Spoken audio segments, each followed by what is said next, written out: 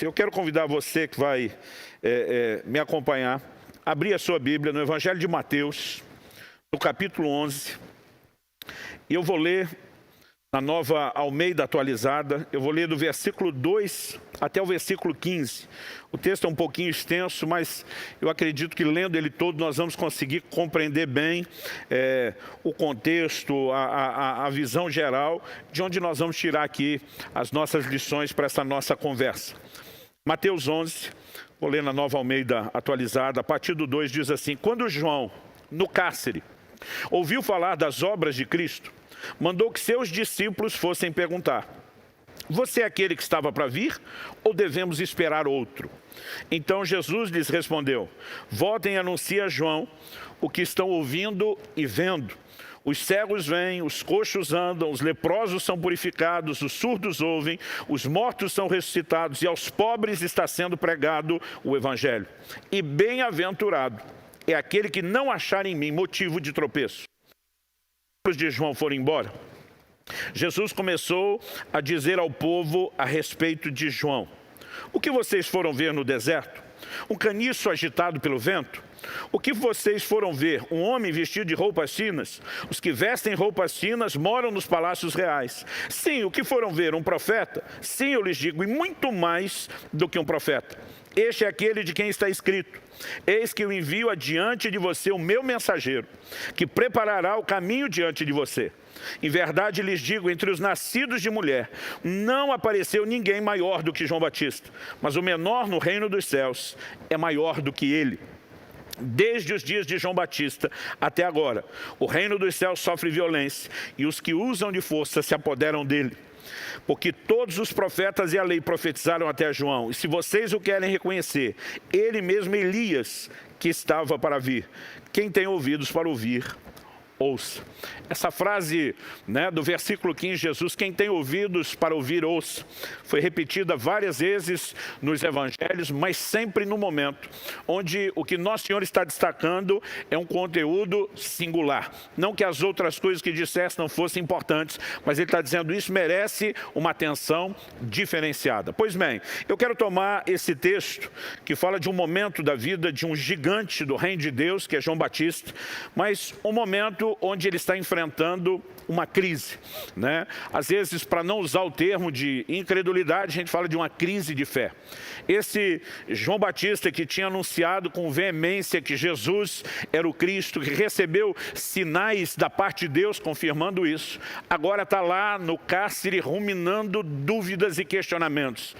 E ele manda seus discípulos perguntarem ao próprio Cristo: o Senhor é mesmo aquele que nós estávamos esperando? Em outras palavras, é você o Messias? Ou nós temos que esperar outro? Ou eu me enganei, eu me equivoquei? E é diante do registro desse episódio que nós temos aqui toda uma lição enriquecedora. Quando eu olho para as páginas da Bíblia, mesmo quando estamos lendo textos do Antigo Testamento e não do Novo, acredito que em cada história que eu e você esbarramos, nós precisamos ter a perspectiva de que Deus está nos oferecendo lições. Romanos 15:4 nos diz que tudo quanto foi escrito para nosso ensino foi escrito, inclusive esse episódio da vida de João Batista. Paulo, em 1 Coríntios 10:11, falando dos episódios da nação de Israel no Antigo Testamento que foram registrados, ele diz: foram registrados para advertência nossa, para nosso exemplo de quem são chegados os fins dos tempos. Então, mais do que um momento da vida de João Batista, ou mesmo do ministério de Jesus, eu gostaria que pudéssemos olhar para esse acontecimento como uma lição. E como envolve um homem de Deus, um grande líder, um ministério de alto calibre, de quem Jesus mesmo disse: dentre os nascidos de mulher não tem para ninguém, ninguém está no nível de João Batista. Acredito que nós podemos ter aqui, por um lado, a percepção da grandeza de um ministério, mas por outro, o que a gente pode caracterizar, aquilo que é comum a todos nós, quer o ministério tenha a mesma dimensão ou não, que é o elemento da humanidade, da limitação, da fraqueza de um líder. E, em primeiro lugar, eu vou destacar o que a Bíblia mostra sobre a fraqueza e limitação humana na vida de João Batista. Mas depois, eu quero destacar em segundo lugar o que eu chamaria da consideração de Cristo de os dois lados da moeda. Jesus tanto trata com o elemento da falha de João Batista, como ao mesmo tempo o reconhecimento, né, do ícone, do ministério expressivo e importante que ele foi. Mas, em terceiro e último lugar, eu quero mostrar o que Jesus fez, né, com João Batista como um padrão de como o próprio Deus nos vê, nos avalia, né? Nós que estamos vivendo ministério, liderança, em qualquer sentido de influência e serviço hoje, nós precisamos entender exatamente essa dinâmica, porque há muita gente presa e amarrada, não apenas pela falta do entendimento de algumas verdades, mas por acreditarem em algumas questões erradas, né? No ambiente dos coaches, eles chamam muito isso hoje em dia de crenças limitadoras. Mas a verdade é que a Bíblia fala sobre isso há muito tempo. Por exemplo, quando Deus estava prometendo, enfatizando que daria a terra prometida, Canaã, aos filhos de Israel, os 12 espias, um representante de cada tribo enviado por Moisés, está lá em Números 13, depois no capítulo 14 a história continua, eles voltam. E 10 deles têm um discurso contraditório de outros 2, que era Josué e Caleb. Josué e Caleb estão diante das dificuldades baseadas na promessa de Deus, dizendo, ausentou-se deles, do inimigo, a sua segurança, o Senhor é conosco, nós vamos devorá-los como pão, nós vamos entrar na terra. Mas os outros 10 diziam, não, éramos aos nossos olhos como gafanhotos, e assim também éramos aos deles. Eles olham e dizem, a terra verdadeiramente é boa, tipo, é tudo que Deus prometeu. Mas a conclusão que eles chegam é praticamente, mas não é para o nosso bico. Quando você compara esses dois grupos, você vai descobrir o seguinte, todo mundo tinha o mesmo Deus, todo mundo tinha as mesmas promessas, todo mundo estava diante dos mesmos problemas, mas a atitude de 2 os levou a experimentar o que Deus tinha, entrar na terra.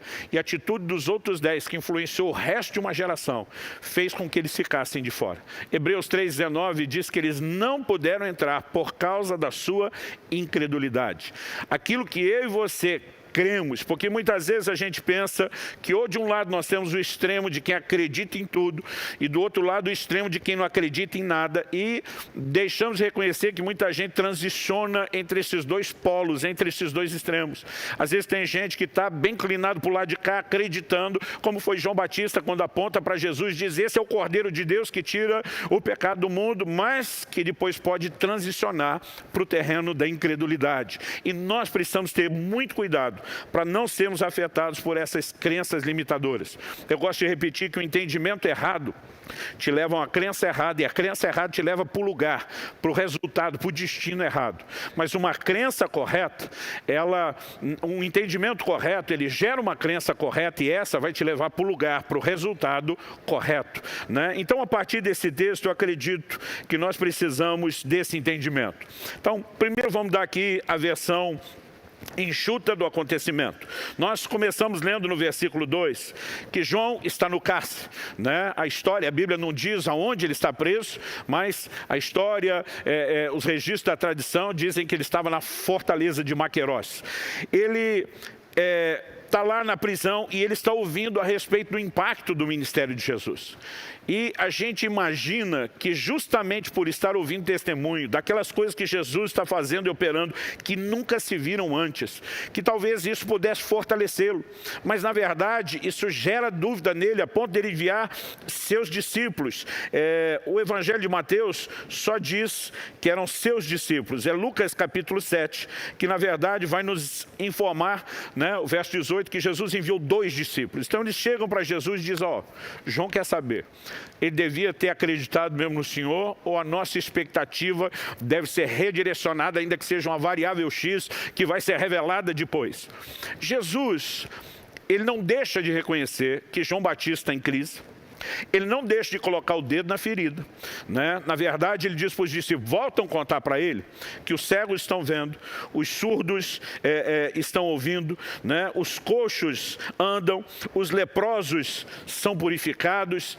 Em outras palavras, Jesus está dizendo, milagres como os que Isaías profetizou e relacionou com o Messias estão se cumprindo em mim, estão sendo vistos como nunca, né, foram vistos antes. Às vezes a gente vê um ambiente de muitos milagres no Antigo Testamento, mas esquece que cura física física, a gente não via muito, né? Você tem episódios como Naamã, curado da lepra, gente que não podia ter filho, mas são raras, né? Essas manifestações no Antigo Testamento. Agora, quando um cego foi curado e está sendo indagado pelos fariseus sobre quem é Jesus, ele diz, nunca se ouviu falar que alguém tenha aberto antes os olhos a um cego. Jesus está dizendo, você está enroscado com o que na sua fé, quando tudo isso está acontecendo diante de vocês.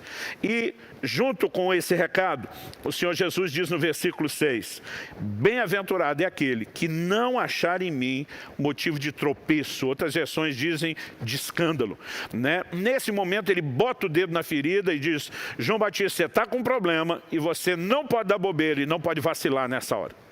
Mas apesar de reconhecer o problema, Jesus, ele não reconhece só o problema de João Batista. Eu diria que isso é mais ou menos como aquele ditado que a gente usa, dizendo que você não pode avaliar um time por uma partida. Você precisa olhar o campeonato todo. Naquele momento, João Batista está em crise. Mas Jesus não está avaliando João Batista a partir daquele último momento. Jesus vira para a multidão, porque esse tocar o dedo na ferida, ele fala pessoalmente com os discípulos que vieram trazer o recado. Mas na hora de virar para a multidão, Jesus não expõe João Batista. Primeira pergunta de Jesus para a multidão, né? No versículo 7.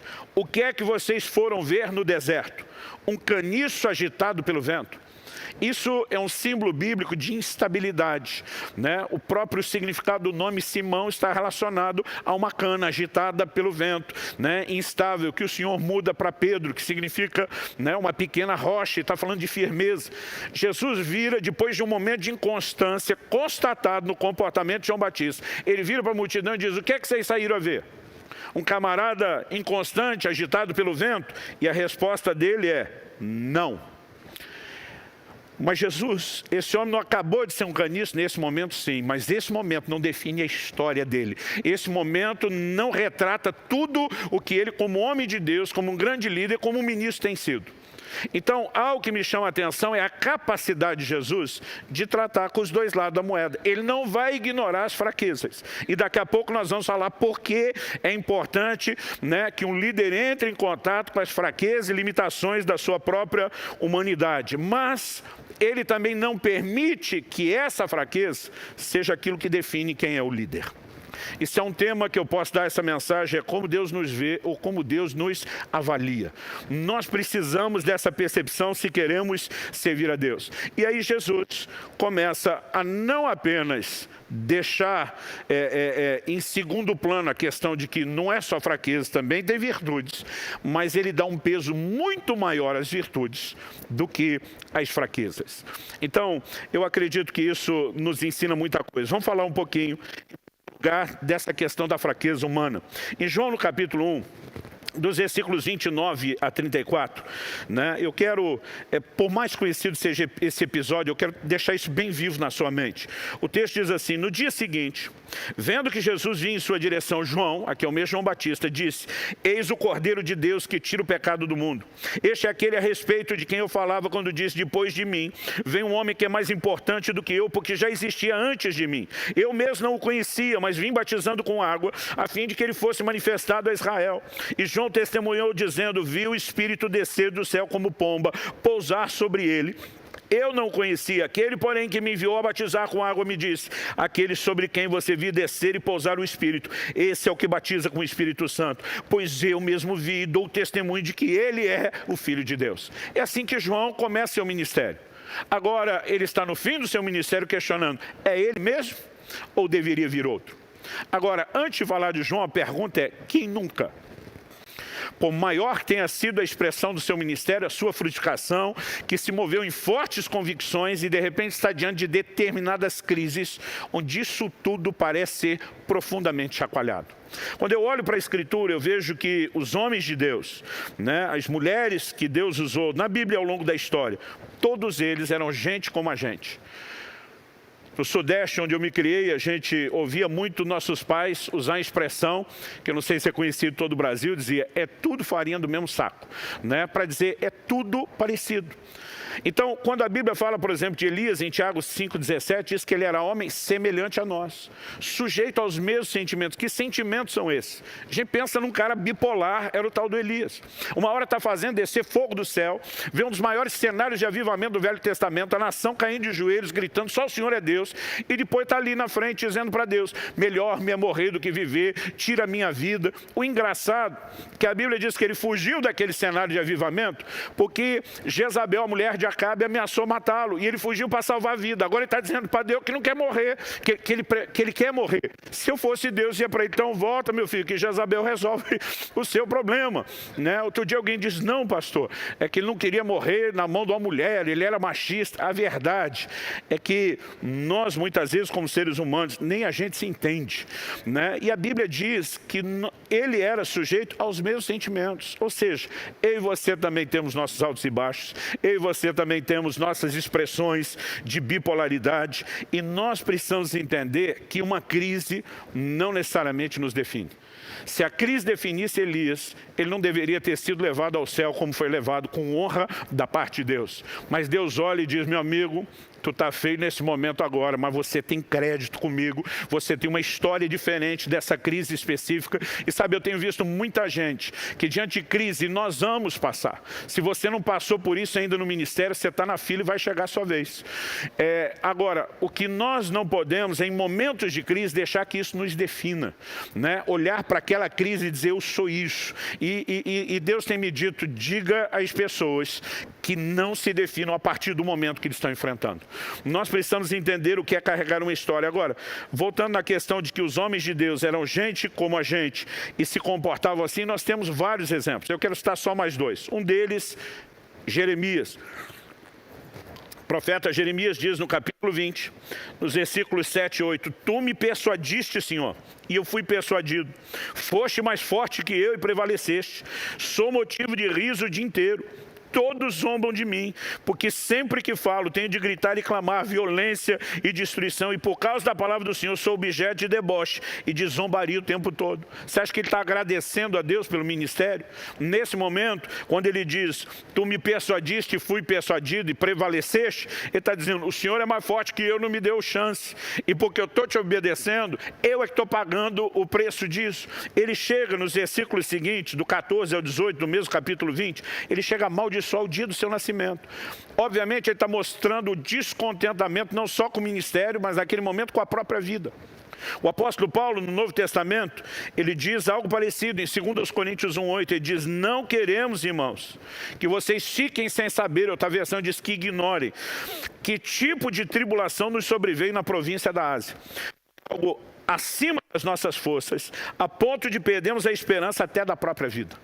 A pergunta é, se um gigante espiritual como Paulo diz que enfrentou tribulações a ponto de perder a esperança, a pergunta é, isso pode acontecer comigo ou com você? Sim. Não significa que a gente tenha que permanecer nesse estado. Quando você lê o versículo seguinte, o apóstolo Paulo vai falar, mas o Deus que ressuscita os mortos, que não apenas nos ajudou, vai continuar nos ajudando, ele esteve conosco. Obviamente ele vai falar de como superou, mas nós não podemos deduzir que não estamos vulneráveis às crises.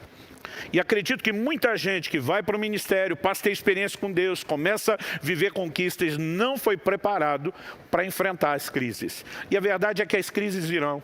Quando Jesus falou sobre dois tipos de casa, uma edificada sobre a areia, outra sobre a rocha, ele, na verdade, ao apresentar aquela alegoria dos dois construtores, ele tratou tanto de similaridades como distinções. As distinções é a forma, por exemplo, como cada um construiu. Similaridades, os dois tinham construído uma casa, os dois enfrentaram a chuva, o vento e a tempestade. A questão é que um anteviu a possibilidade do problema e se preparou, e o outro não. E muitas vezes, porque entramos na fantasia de que servir a Deus será só alegrias, nós muitas vezes não aguentamos um preço que deveríamos ter calculado antes, como Jesus fala em Lucas 14 sobre construir uma torre, senta e calcula antes. Eu tenho dito muitas vezes àqueles que vão se candidatando para o ministério, para os níveis de liderança, gente, Tem um preço a ser pago no caminho, mas vale a pena. A gente não usa isso para desanimar ninguém. Mas a gente também não pode iludir pessoas que quando se depararem com as crises, e as crises não precisam ser só circunstanciais, nossas limitações vão nos colocar muitas vezes em situações delicadas. Nós precisamos nos preparar para isso. Então, eu vejo aqui essa humanidade de João Batista tão latente. Hernandes Dias Lopes, um dos grandes mestres da igreja brasileira, no seu comentário expositivo do Novo Testamento, ele elencou 4 possibilidades para essa crise de João Batista. Eu vou ler isso aqui só para ventilar, né? Eu achei muito interessante. Como conciliar, número 1, as maravilhas que Jesus opera com a dolorosa situação que o atinge? Jesus, as notícias chegaram. Quando Jesus manda os discípulos, vai lá e diz o que vocês estão vendo, não era muito diferente das notícias. Mas a pergunta é, você está agindo dessa forma? Por que eu estou aqui? Né?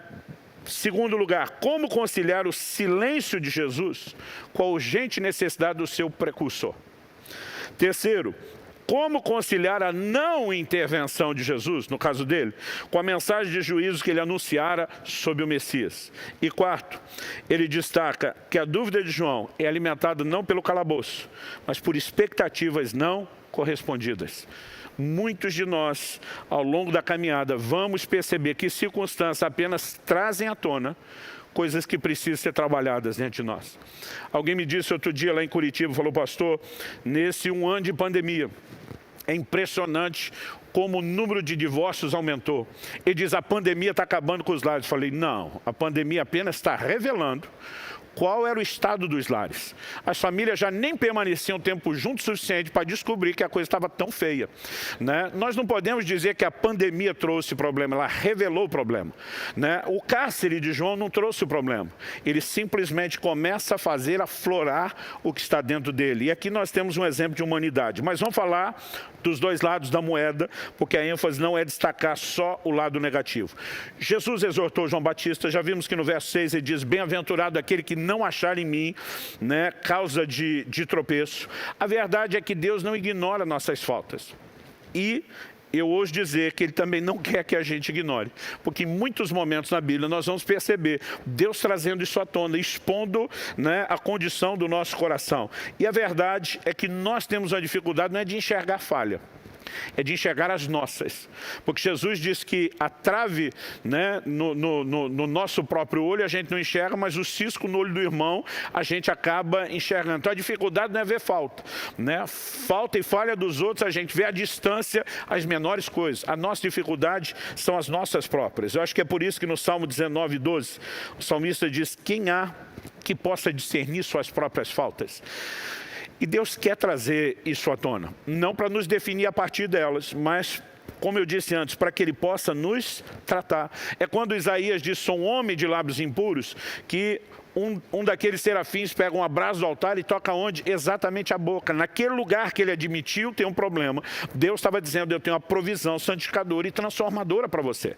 A única razão para Deus mostrar o problema não é para descartar a utilidade que temos no reino, é para garantir a nossa utilidade por meio do aperfeiçoamento. Então, obviamente, Ele não vai ignorar isso. Né? Eu me lembro... Agora, em dezembro do ano passado, um dos pastores da nossa equipe, era o nosso ancião da nossa equipe lá em Curitiba, ele passou para estar com o senhor, pastor Francisco. Mas desde os meus 20 anos de idade, né, ele foi uma influência muito importante na minha vida, no meu ministério. Embora agora servisse debaixo da minha liderança, ele foi um mentor muito importante para mim. E eu me lembro, mais ou menos lá pelo ano de 1994, quando eu ouvi uma mensagem dele. Né, a primeira coisa que eu pensei quando ele deu o tema da mensagem foi, isso lá é tema de mensagem? Ele começou dizendo, o tema da minha mensagem hoje é, qual foi a última vez que o galo cantou na sua vida? E ele pega o episódio do canto do galo, que você conhece bem lá de Pedro, e diz o seguinte, Pedro está diante de Jesus na última ceia e ele se acha o cara. Enquanto Jesus está dizendo, um de vocês a me trair, né, e a maioria se vê como um candidato potencial à falha, dizendo, porventura sou eu, Pedro não tem essa conversa. Ele vira para o João, que está reclinado no peito de Jesus, e diz, pergunta quem é. Esse pergunta quem é para mim, é mais ou menos como se ele estivesse dizendo o seguinte, eu boto a mão no fogo por mim e por você, João, por nenhum dos outros 10. Né? Interessante que ele vira para o próprio Jesus e diz, por ti eu daria minha vida. Então ele está dizendo, eu não só não vou perguntar, porventura porventura sou eu, como eu tenho certeza que eu morreria por você. Jesus dá o que eu brinco ser uma encarada messiânica em Pedro, diz, você daria sua vida por mim? Ele diz, ainda essa noite, tipo, não vai nem demorar. Antes que o galo cante, você vai me negar 3 vezes. E basicamente, a ideia que o Francisco elaborou naquela mensagem é que o canto do galo era o momento onde Deus permite que Pedro descubra que ele não era tudo aquilo que ele achava que era. É o momento onde Deus precisa mostrar para o Pedrão que ele não está com a bola toda, que ele não é isso tudo, né? Crises são importantes para o nosso crescimento. Agora, a verdade é que, embora Jesus estava vendo e tentando ajudar Pedro a enxergar sua limitação, não é só isso que ele vê. Depois que Pedro nega o Senhor aquelas 3 vezes, caindo em si, lembra o que Jesus disse, chora amargamente. Nós temos, depois da morte e ressurreição de Jesus, um encontro. Em João 21, Jesus não apenas dá oportunidade ao Pedro que o negou 3 vezes, de reafirmar 3 vezes o seu amor, mas logo depois disso, Jesus fala algo interessante. João 21, 18 e 19, diz o seguinte, em verdade lhe digo, Jesus falando a Pedro, em verdade lhe digo, que quando era mais moço, você se cingia e andava por onde queria. Mas quando for velho, estenderás as mãos, outro cingirá e o levará para onde você não quer ir. Durante muito tempo, nas minhas bíblias de estudo, eu botava um ponto de interrogação do lado desse versículo 18, como quem diz, mistério. Não entendi o que está sendo dito aqui. Mas a explicação vem no verso seguinte, o 19. Jesus disse isso para significar com que tipo de morte Pedro havia de glorificar a Deus. E depois de falar assim, Jesus acrescentou, siga-me. Né? Então, o que significa estenderás as mãos? Jesus está falando do tipo de morte, morte por crucificação. Quando eu era garoto, eu achava que os únicos na história que foram crucificados foi Jesus e os 2 bandidos. Demorou para eu descobrir, estudando a história, que o Império Romano crucificou incontáveis milhares de pessoas. Era uma das piores formas de execução, mas das mais comuns que eles praticavam. Jesus vira para Pedro e diz, Pedro, tem uma notícia boa para você. Deixa eu explicar como é que você vai morrer e como você vai glorificar Deus. Talvez para a gente, quando ouça a palavra morte, já gere um bloqueio dizendo, não é boa notícia. É sim, porque antes Pedro estava dizendo, Senhor, eu estou pronto para morrer por você. E Jesus diz, vou provar que não está. E quando o galo cantou, foi o momento que Pedro descobriu que realmente não estava. Mas agora Jesus está dizendo, Pedro, apesar de lá atrás você não ter podido sustentar o seu discurso, quando eu olho para você, Pedro, eu não vejo só o tropeço do passado, eu não vejo só a limitação do presente, porque mesmo naquelas perguntas, eu particularmente acredito que há um jogo de palavras ali. Jesus começa perguntando, Pedro, você me ama mais do que esses outros? Em outras palavras, você ainda acha que é o cara? Né? Cada vez Jesus pergunta, Pedro, tu me amas? Ele usa a palavra agapau, que fala de um amor sacrificial, e Pedro responde, tu sabes que eu te amo, filéu. Né? Quando chega a terceira pergunta, Jesus é que muda, você me ama, filéu? E a Bíblia diz que Pedro se entristeceu com a terceira pergunta, que para mim é aquela constatação. Jesus está dizendo, Pedro, você me ama? Ele diz, Senhor, amar eu amo, mas não é aquela Brastemp, não é aquelas coisas. Não é o que eu achava antes, porque agora ele já descobriu sua limitação. Mas o mesmo Jesus que expôs o tropeço do passado, a limitação do presente, está dizendo, Pedro, mas quando você for velho, e aqui não era só idade cronológica, é também maturidade, você estará pronto para morrer pelo Senhor. E isso me deixa empolgado, porque eu imagino um Deus que olha para mim, não para me avaliar por um tropeço do passado, nem pela limitação do presente, mas vendo o potencial de crescimento e transformação que eu tenho nele. E sabe, é a partir disso que precisa fazer sentido para mim, para você, a declaração de Isaías. Ele não esmagará a cana quebrada e nem apagará o pavio que fumega. Eu demorei para entender esse versículo, porque eu cresci na cidade, na selva de pedra. Eu nasci, né, em Santo André, morei em São Bernardo, ali no grande ABC, e me criei em Campinas, que depois da capital é a segunda maior cidade. Então cresci na selva de pedra, mas aos 19 para 20 anos de idade eu mudei para o Paraná. E foi lá que eu fui conhecer a agricultura. Nunca tinha visto os campos de plantio, não tinha noção de que eram tão vastos. Mas eu me lembro que um fazendeiro da igreja um dia falou, pastor, o senhor tem que conhecer o contexto da nova cidade. Quando o senhor tiver um sábado de manhã aí livre, eu quero que o senhor me acompanhe, vá conhecer não apenas a fazenda, o que é a vida do plantio, plantio, né? E eu fui fazer um tour num certo sábado pela manhã com ele. Ele andou por mais ou menos uma meia hora numa plantação de trigo. O trigo estava assim quase à altura da cintura, já alto, mas ainda verde. E ele está andando com a caminhonete. E depois de meia hora atropelando o trigo, porque onde ele passa eu ficava olhando pelo retrovisor, tinha 2 rastros daquele trigo por onde o pneu passava no chão, né? E eu estou fazendo as contas. Já tinha ido mais ou menos uma meia hora. Ele parava, colhia uma amostra, examinava uma coisa ou outra, como engenheiro agrônomo que também era. E eu falei, você faz isso todo dia? Ele falou, todo dia. Eu falei, essa mesma meia hora? Ele falou, não, hoje com o senhor estou fazendo a versão curta. Ele falou, eu chego a andar 4 horas por dia na plantação. Quando ele falou isso, eu não aguentei e transbordei minha ignorância. Falei para ele, daqui a pouco não tem mais trigo. Se atropelando esse negócio tanto tempo, todo dia. Ele começou a rir, mas ele ria assim com vontade. Ele parou o carro, falou, pastor, desce. Falei, não desço não, você me pegou lá na cidade, me devolve lá. Ele falou, não, desce para eu te mostrar uma coisa.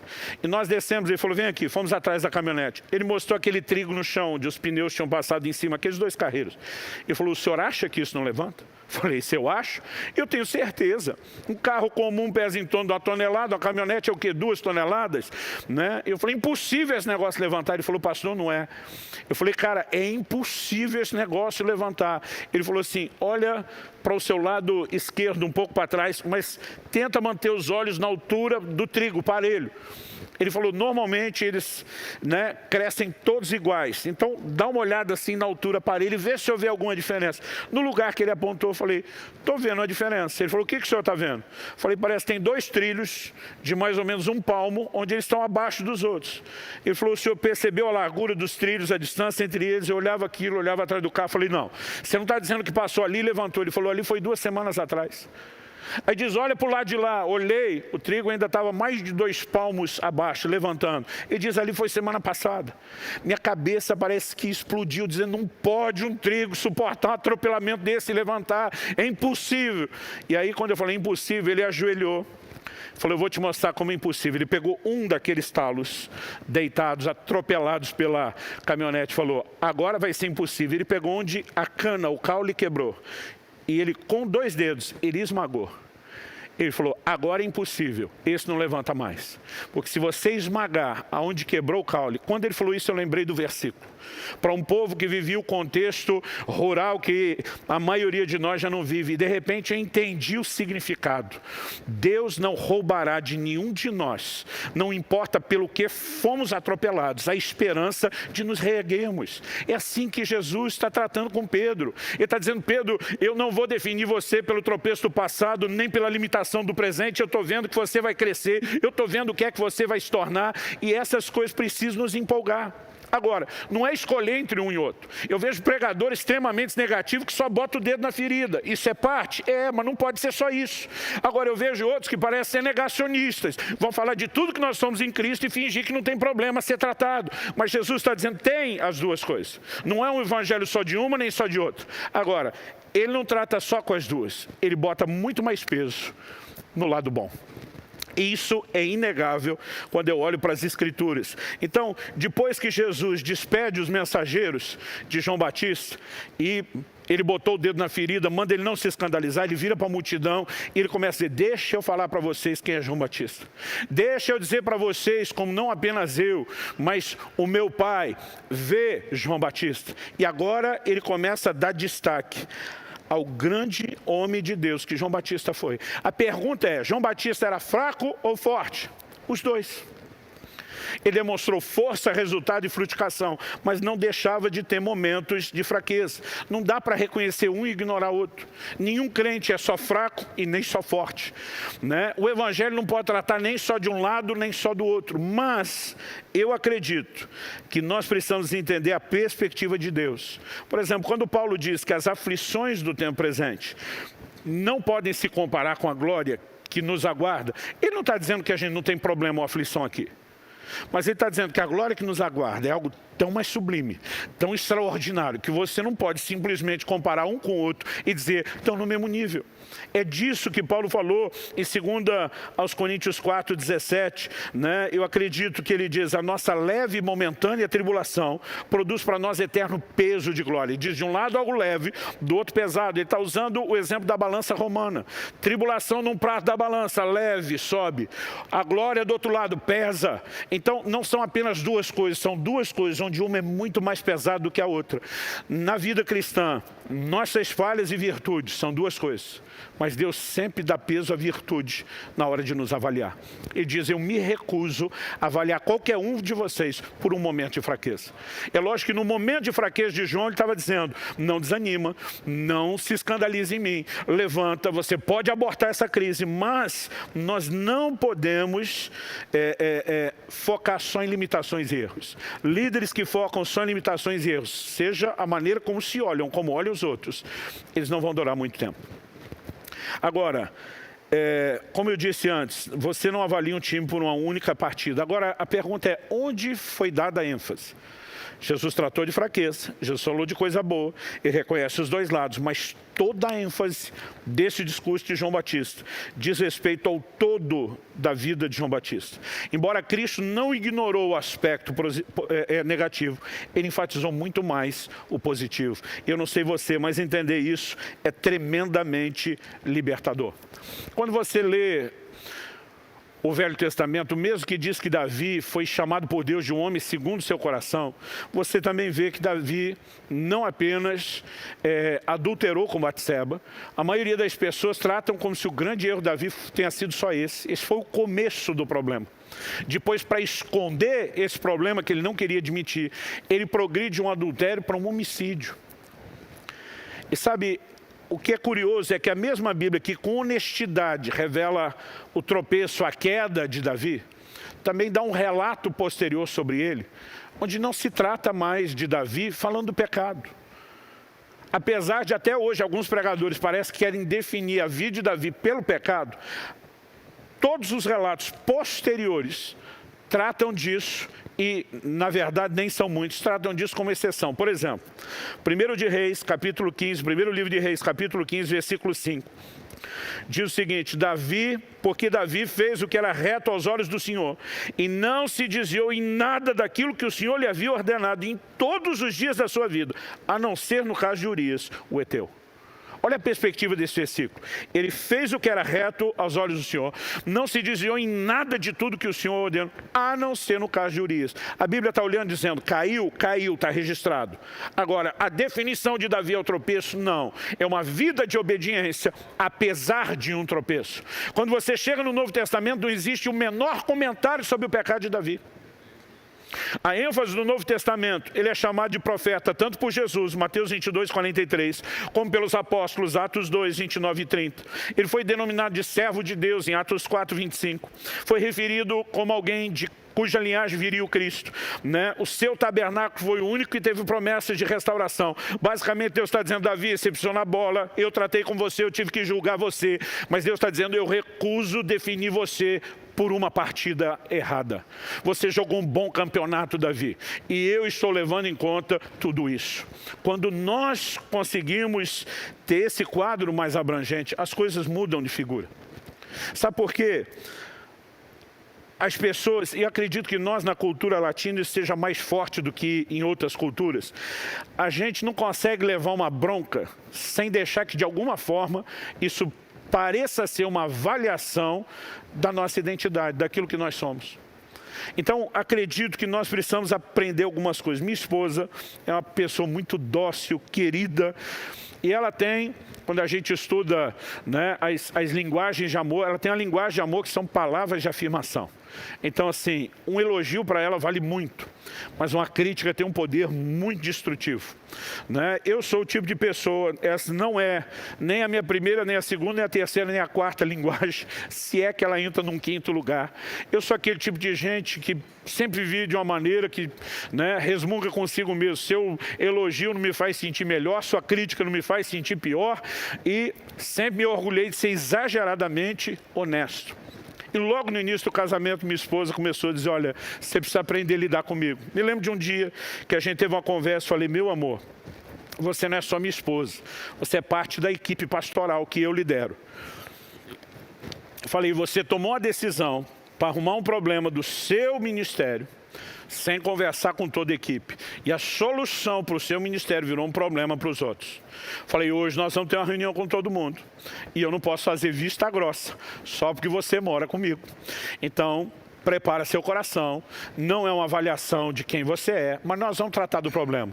Ela falou, olha, você falando desse jeito, me preparando, deixou tudo mais fácil. Já que você tocou no assunto, ela virou para mim e falou assim, toda vez que você precisar chamar minha atenção, faça isso, mas se você puder me elogiar primeiro. Quando ela falou isso, eu interrompi ela, falei, não me peça para praticar essa psicologia barata. Eu te elogio 98% do tempo, não sei avaliar isso. E eu não boto uma crítica junto com o elogio para balancear. Na hora de criticar, eu não vou botar nenhum elogio, coisa nenhuma. Vai ser o que tem que ser tratado. Ela simplesmente fechou a boca, mas eu conhecia aquela carinha. É quase de como quem diz, não vou discutir com você, mas ela foi usar o disque denúncia. Foi lá para o quarto dela, dobrou o joelho e falou, Deus, eu não sei como convencer meu marido, mas eu preciso da sua ajuda. Alguns dias se passaram, eu não sei exatamente quanto, e eu estava orando. Eu estava lá no meu quarto quebrantado, facinho, como diz um amigo meu. Né? Naquele momento você está com vontade de dizer para Deus, pode pedir o que quiser.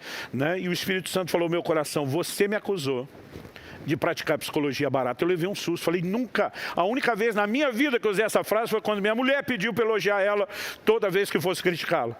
E o Senhor falou assim comigo, se você classificou o que ela te pediu de psicologia barata, então você falou contra mim, porque é assim que eu acho. Ele me disse, vá ler Apocalipse 2 e 3. Eu fui ler as cartas às igrejas da Ásia. Ele nunca corrige nenhum problema, sem antes elogiar. E na maioria das cartas às igrejas, elogiar depois também. Então ele começa dizendo, conheço tuas obras, teu labor, tua perseverança, suportar as provas por causa do meu nome não desfaleceste, puseste à prova, os que dizem apóstolos não são os achados mentirosos. Depois de uma chuva de elogio, diz, tenho porém contra ti. Basicamente como quem diz, vocês são incríveis, vocês são fantásticos, mas como ninguém é perfeito, vamos trabalhar o que está em falta. E depois diz, mas também tens a teu favor, que odeias as obras dos nicolaítas, as quais também odeio. E eu comecei a enxergar aquilo que depois descobri meu pastor chamava de efeito sanduíche. Ele diz, toda a correção deveria ser algo parecido com o hambúrguer. Né? O hambúrguer é a correção, mas por baixo e por cima, cobrindo o que vem lá no meinho, tem as duas metades do pão. Ele diz, o pão é apreciação. Ele sempre diz, a gente nunca deveria corrigir ninguém com quem a gente ama e se importa, sem lembrar que aquela correção não é uma avaliação que diz respeito à identidade. E a partir daquele dia minha ficha caiu e eu comecei a tratar de forma diferente. Eu chegava para minha esposa e dizia, você é uma pessoa incrível, fantástica, você sabe que eu sou seu fã. E quando ela estava toda sorridente, depois de reconhecer tudo que era verdade, sem nenhuma bajulação, eu dizia, mas se eu puder contribuir numa área, né, naquele momento já não havia resistência. Eu lembro até de um dia que eu comecei a elogiá-la, ela falou, tô pronta, pode mandar. Eu falei, o quê? Ela falou, a bronca. Eu falei, não tem bronca, só estava te elogiando. Ela falou, é que você elogiou tanto que eu achei que você estava me preparando. Né? Por que eu estou dizendo isso? Quando você percebe o modelo de Deus nos tratar, nós também precisamos tratar os outros diferentes. Nós precisamos olhar para os outros de forma diferente. Talvez você esteja liderando um departamento, uma equipe de pessoas, e você não tenha tido com os seus liderados a tolerância que já usaram com você em outros momentos. E nós precisamos nos lembrar disso. Então a importância de entender como Deus nos avalia não é apenas para que a gente não se sinta debaixo de culpa ou condenação enquanto estamos no processo de transformação, mas para que a gente transborde o mesmo trato aos outros. Né? Somos líderes imperfeitos, mas em aperfeiçoamentos. Não é justificativo para continuar como estamos. Tem que ter mudança, tem que ter crescimento. Mas se no processo Deus tem paciência conosco, a pergunta é, por que nós não teríamos paciência com outros, assim como os que nos lideraram e o próprio Deus teve para conosco? A Bíblia apresenta sempre, falando de Deus, o diabo e a humanidade, um cenário de um julgamento. Deus, o justo juiz. O diabo, o acusador dos nossos irmãos, seria uma versão de um promotor. Mas a Bíblia fala de Jesus como nosso advogado. Alguém que o tempo todo nos defende. E sabe, o advogado não está lá apenas para dizer, olha, ele não é culpado porque eu já o inocentei. Essa não é apenas a ideia de um advogado, é apenas a ideia do redentor que resolveu o problema. Mas o advogado, né, cada vez que o diabo dispara diante de Deus contra mim, contra você, aquele lá que diz que é teu servo, que lidera, que olha o que ele fez, olha o que pensou, olha o que ele falou. Imagine Jesus diante do Pai dizendo, mas nós dois sabemos que não é só isso. Que esses tropeços não definem a história deles. Que essas limitações momentâneas não definem quem eles são. Há alguém que nos defende diante de Deus. E eu particularmente fico empolgadíssimo com isso.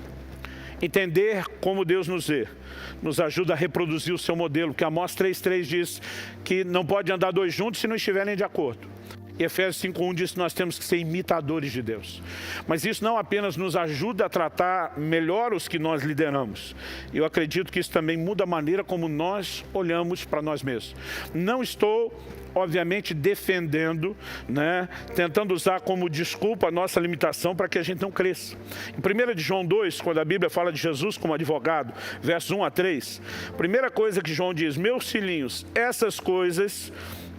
escrevo-lhes essas coisas para que vocês não pequem. Primeiro ponto, não é para pecar. Ele diz, mas se alguém pecar, temos advogado junto ao Pai, Jesus Cristo justo. Ele é a propiciação pelos nossos pecados, e não somente pelos nossos próprios, mas também pelos do mundo inteiro. Em outras palavras, se você tem chance de se reerguer, lembra que todo mundo também tem. E aí ele diz o seguinte, nisto sabemos que o temos conhecido, se guardamos os seus mandamentos. Primeiro ele diz que não é para pecar. Depois ele diz que o resultado de conhecer é guardar o mandamento. Não é uma justificativa para viver pecando. Mas ele diz, se alguém pecar, e nós somos falhos e imperfeitos a ponto de tropeçar, nós precisamos entender que existe quem nos defenda. E quem olha para a nossa vida como olhou para Davi, ele não é apenas aquele momento de tropeço ou de falha. Que olha para mim e para você como, da mesma forma como olhou para João Batista, ele não é apenas essa dúvida momentânea. Ele é um cara forte de fé, que proclamou quem eu sou, que serviu o propósito do reino de Deus. Sabe, em Hebreus 6,10, o autor diz, Deus não é injusto para se esquecer do trabalho que vocês fizeram, pois vocês serviram e ainda estão servindo aos santos. Eu gosto dessa ideia. Deus está dizendo, eu estou de olho no histórico todo. Tudo estará sendo avaliado. Então eu e você não seremos julgados apenas por uma partida mal jogada, mas pela nossa conduta diante de Deus. Então eu quero terminar aqui dizendo, temos que admitir nossas limitações e falhas. Sem elas nós não crescemos, nós não somos aperfeiçoados, mas não podemos nos deixar, nem nos definir, nem nos deixar ser definidos por outros ou por ataques do inimigo, de que nós somos aquelas falhas cometidas ou aqueles momentos de instabilidade. Eu acredito, e talvez hoje, depois de 30 anos de ministério, de quase 28 anos só de pastorado, eu acredito que a firmeza desse entendimento é uma das coisas mais importantes para que a gente seja estável e constante no ministério. O apóstolo Paulo diz em 1 Coríntios 15, 58, meus irmãos, sede firmes, inabaláveis e sempre abundantes na obra do Senhor. Para ser sempre abundante, continuar frutificando e produzindo, primeiro nós temos que ter firmeza nas verdades da palavra, no relacionamento com Deus, entrar nesse lugar inabalável. Porque se a gente não souber lidar com as crises, elas vão nos abalar. E aí nós não seremos abundantes na obra do Senhor. Aquilo que Deus colocou no meu coração, acredito está bem falado e compartilhado. Eu gostaria de poder orar com você a respeito disso. Onde quer que você esteja acompanhando essa transmissão, né, na sua casa, onde quer que você esteja, a presença de Deus pode te tocar e te envolver aí. Você pode não apenas ter uma palavra de consolo, de encorajamento, de instrução, você pode receber um toque de Deus, um toque renovador. Talvez Deus está te preparando apenas para saber lidar com algo que ainda vai acontecer, com uma crise que virá. Talvez você já passou por isso e Deus está tentando dar uma calibrada para que você ajude outros no momento em que eles estiverem em crise. Mas a verdade é que não importa a sua condição do momento, Ele tem algo para liberar sobre o seu coração. Talvez você estava abatido e desanimado com você e as suas limitações. E nessa hora o sopro de vida de Deus vai te levantar e te reerguer. Talvez você precisava de um pouco mais de amor e paciência para com outros. E Deus vai fazer esse depósito. Qualquer que seja a sua necessidade, há uma provisão para ela. E eu quero que você creia nisso. Meu Deus, nós oramos nessa hora no nome precioso de Jesus. Te agradecemos pela revelação da Escritura que nos leva a ter certeza de como o Senhor nos vê e como o Senhor nos avalia. E te somos gratos. Te somos gratos porque ainda que o Senhor reconheça e trate das nossas fraquezas, nos aperfeiçoe através de expô-las e tratar com elas, o Senhor não nos define a partir delas. Nós somos gratos pela possibilidade de crescimento. Crescimento, ó Deus, não apenas instantâneo, mas a longo prazo. Porque a vereda do justo é como a luz da aurora, vai brilhando mais e mais até ser dia perfeito. Porque o Senhor nos transforma de glória em glória na imagem do Senhor Jesus pelo Espírito. Nós somos gratos por essa possibilidade de crescimento. E se por um lado entendemos que precisamos ser responsáveis na dedicação e doação ao Senhor, por outro reconhecemos, sem contar com a Tua graça e os Teus recursos, nós não seremos bem-sucedidos. E nesse momento queremos unir ambas as coisas, a nossa responsabilidade com os Teus recursos, e seguir crescendo e Te honrando. E à medida que surgem aqueles sinais das nossas fraquezas e limitações, que isso apenas nos permita ser aperfeiçoados e nunca gere desânimo, a ponto de entender que estamos sendo definidos por isso. Sopra sobre os meus irmãos e irmãs. Traz um novo vigor, um novo ânimo, uma nova disposição, uma nova firmeza de fé, para que ninguém se abata e nem interrompa o processo ao longo do caminho, mas cada um siga crescendo no Senhor e para a glória do Teu nome. Eu oro em nome de Jesus. Amém.